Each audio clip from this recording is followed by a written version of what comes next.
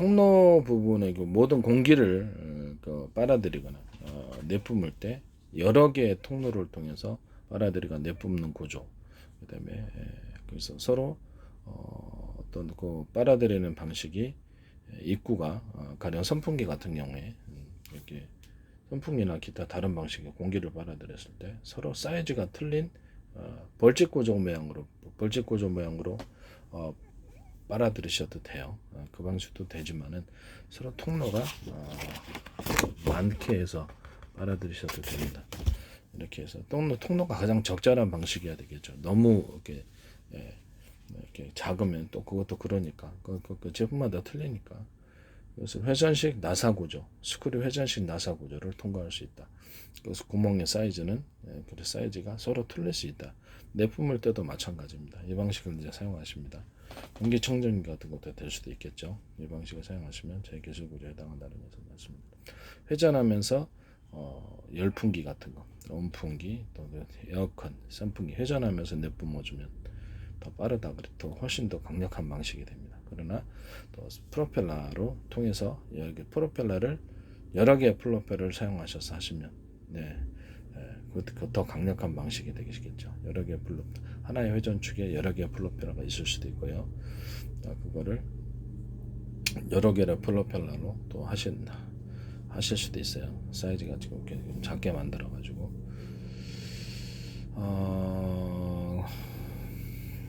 선풍기 같은 게 좀 번거롭긴 하지만 통로를 그렇죠. 공기가 빨아들이는 통로를 여러 군데서 지금 이렇게 저는 이제 직사각형형의 이렇게 선풍기가 더 좋다고 생각하는데 모양과 형태는 뭐 마음대로 할 수 있으니까 공기를 여러 군데서 빨아들이는 거예요. 무슨 말이냐면은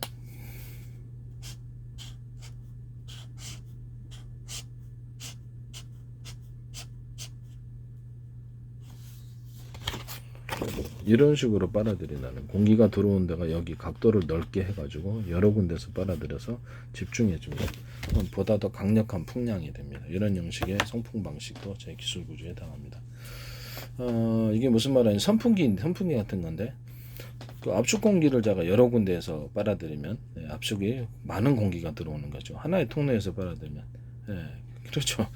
별로 공기가 안 들어온단 말이에요. 여러 군데서 압축 공기를 빨아들여서 그것을 내뿜으면 더 강한 많은 공기가 들어와서 할 수 있습니다. 그러면 만약에 풍력 뭐죠?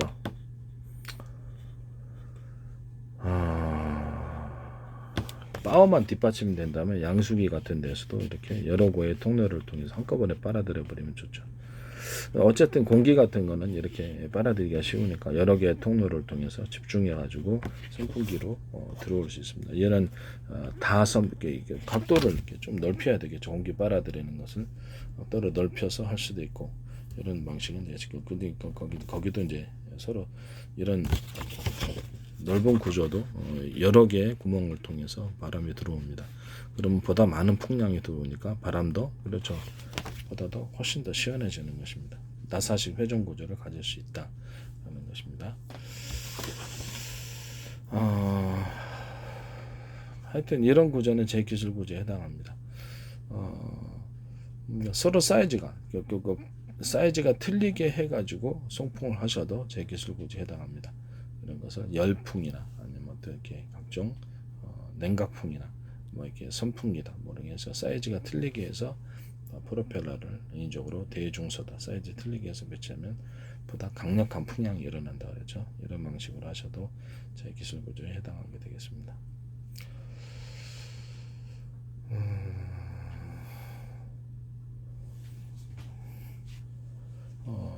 회전 방식으로 해준다는 것은 이렇게 선풍기처럼 이렇게 돌아간다 이 뜻이 아닙니다.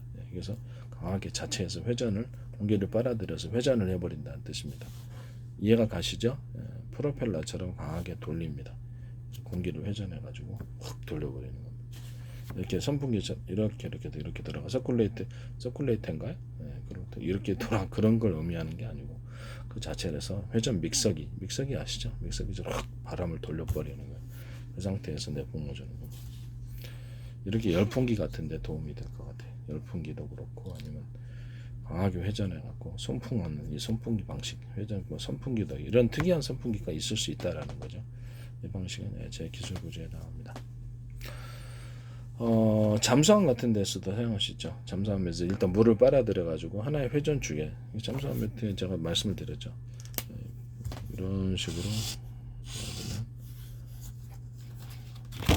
식으로 물을 빨아들인다고 합시다. 물을 빨아들이면 하나의 회전축에 여러 개의 프로펠러가 있을 수 있다. 프로펠러 사이즈가 틀릴 수 있다. 이것을 가운데에다 배치해도 되지만 앞에다 배치하는 경우와 뒤에다 배치하는, 이것이 이제 잠수함이나 드론, 하늘의 이제 비행체에도 사용될 수 있습니다. 이런 식으로 공기를 내뿜는 구조, 공기를 들였다가 내뿜는 구조에도 이런 구조가 사용될 수 있어요. 이런 식으로 해서 송풍하시고 바람을 회전해거나 물 같은 거, 액상 같은 것을 이렇게 송풍하고 내뿜는 구조가 될 수 있습니다. 이런 기술 구조도 제 기술 구조에 해당합니다. 서로 그 프로펠러는 하나의 회전축에 여러 개의 프로펠러가 있을 수 있으며 일체화된 프로펠러가 있을 수 있다라는 것을 말씀드립니다. 또 서로 다른 프로펠러가 각각이 있는 이런 것도 있을 수 있다는 것을 말씀드리겠습니다.